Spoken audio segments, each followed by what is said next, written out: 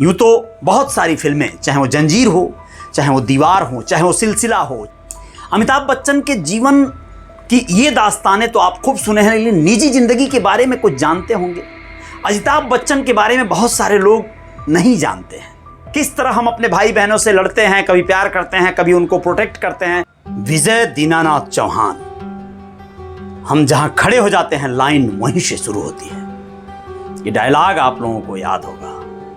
आप लोगों को यह भी याद होगा कि सदी के महानायक ने लगभग 50 वर्षों से ज्यादा का समय इंडस्ट्री में बिताया, एक पारिवारिक माहौल बना दिया इस पूरे फिल्म जगत को। दोस्तों, आज मैं उसी सदी के महानायक अमिताभ बच्चन से जुड़ी कुछ बातें आप लोगों के सामने रखता हूं, जो आप लोगों को बेहद दिलचस्प और पसंद आने वाली है।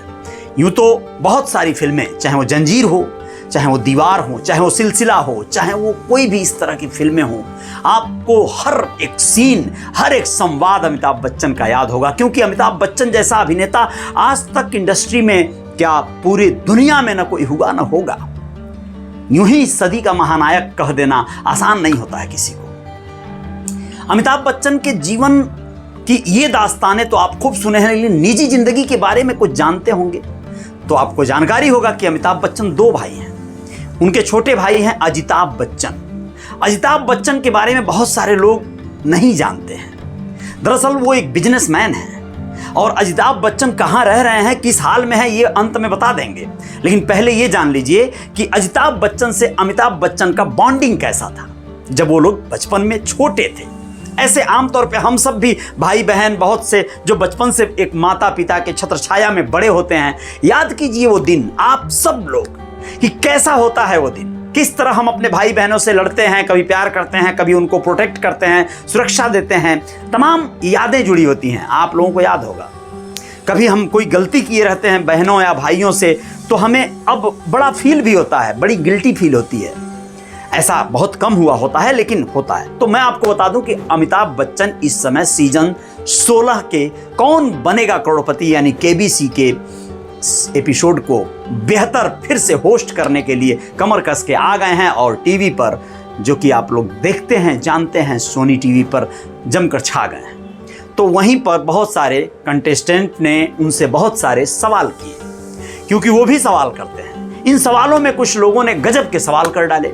एक व्यक्ति जो वहां पे कंटेस्टेंट बन के आए थे, उन्होंने कहा कि आपका आपके भाई के साथ कैसा संबंध रहा। उन्होंने बताया कि मेरे भाई के साथ बचपन में जैसे सबका होता है वैसे मेरा भी था।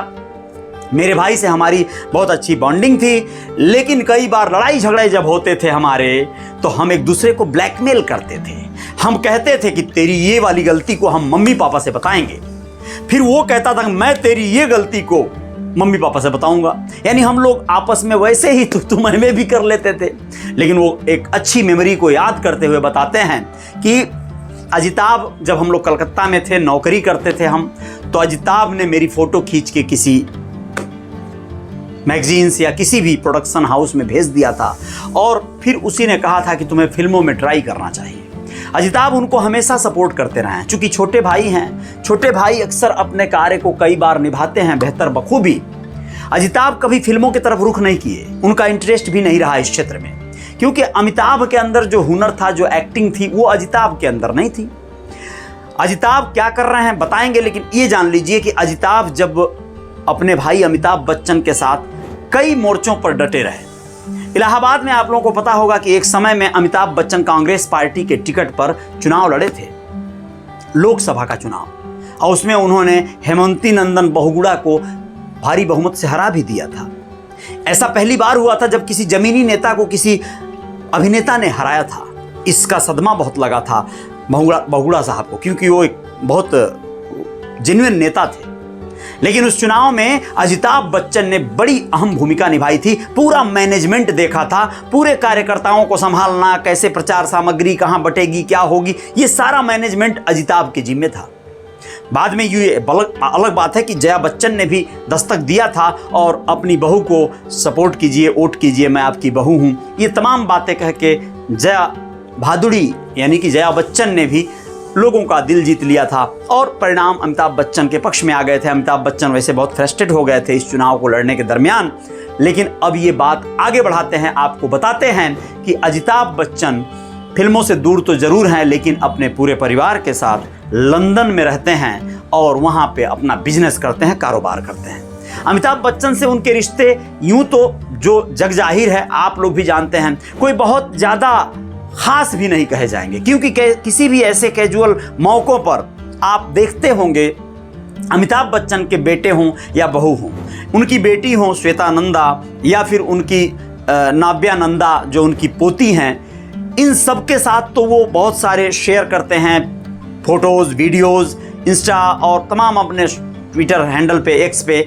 लेकिन अजिताभ के साथ या उनके बच्चों के साथ कोई मेमोरी बहुत ख़ास इनकी पास नहीं होती है। इससे अंदाज़ा लगता है कि इस परिवारों का मिलना जुलना भी कम होता होगा, बातचीत भी जैसे आमतौर पे 2 भाइयों में होता है, 4 भाइयों के बीच में होता है, उसी तरह होता होगा।